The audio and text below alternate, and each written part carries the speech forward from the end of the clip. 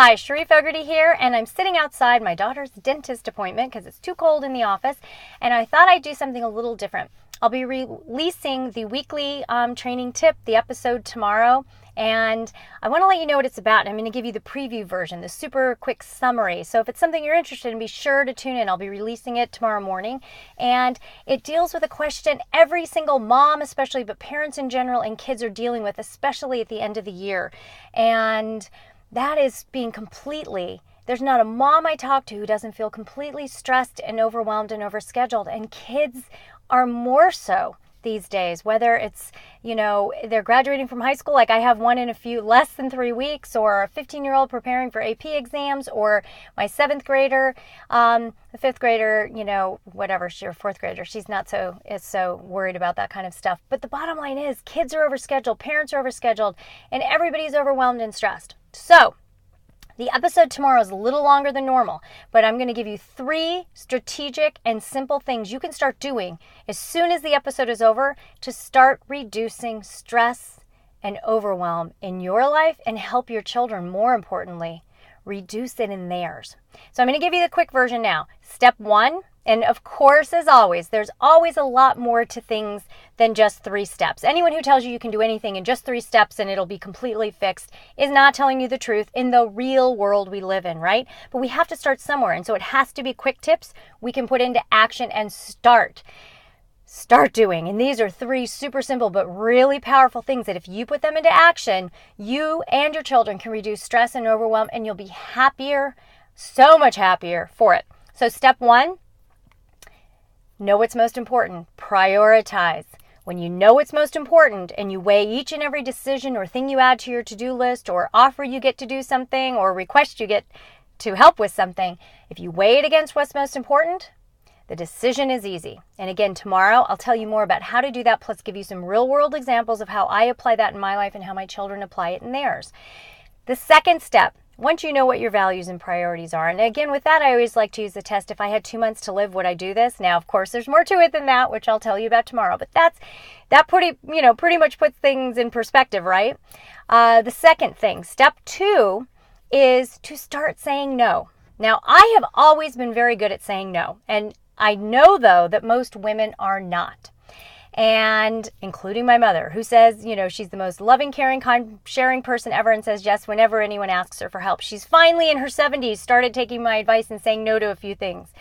You have to say no to the good so you can say yes to the great. And you definitely have to say no to the bad so you can say yes to the great. You can't do everything.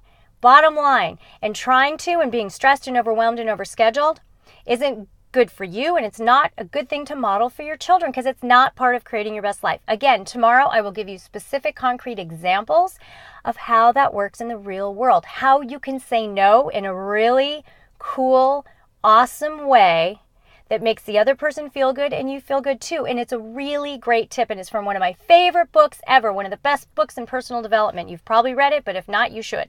So you'll get that tomorrow as well. And the third thing you have to do, once you know what your values and priorities are and you weigh your decisions when people ask you, know what your priorities and values are and weigh your decisions against them. And the second step then is to start saying no to some of these things. And again, specifically, I'll tell you tomorrow. The third step is to start taking things off of your to-do list. Now, I suggest you write down, you can do it right now and prepare for tomorrow's episode, everything you do in a day, in a week, in a month. And yes, it is going to be completely stressful and overwhelming to look at it. That's the point. You need to see it in black and white. You have to see exactly how much you've got going on and why you're so stressed. And if you're not, good for you. Tell us how you do it. Or you probably follow these steps. But if you see it in black and white, then what you have to do, based on your values and priorities again, is start taking some of those things off the list. And tomorrow I will tell you how to do that with, again, real world examples, because these tips have to work in the real world we busy moms and dads and our children live in. Then once you put these tips into practice and start doing it, start reducing stress and overwhelm and overscheduling, then you need to help and encourage your children to go through the same process of reducing stress and overwhelm. And again, I'll give you concrete examples of how my children have done it, how we've gone through the process to reduce their stress and overwhelm. So I hope you'll join me for tomorrow's episode. Check Facebook or CherieFogarty.com in the morning, or we'll be on YouTube, because that's where we always first release our weekly show. It's on YouTube first. And you can see the links. I'll put below this video the links to all of those places. And I hope to see you after the episode. And leave, in the meantime, if you want to leave questions about these three quick tips, I will also answer those in the comments. So feel free to ask questions, and then after the episode, head over to Facebook or comment at CherieFogarty.com, and I'll answer your questions. I'll be around at the time of release answering questions. I may not do a live episode, but if I get a lot of questions, I may answer them live. So anyway, thank you so much. I hope you'll join me for tomorrow's episode on how to reduce stress, overwhelm, and overscheduling in your life and your children's lives. And until then, remember, we can have happier, more grateful children and be happier, more grateful ourselves.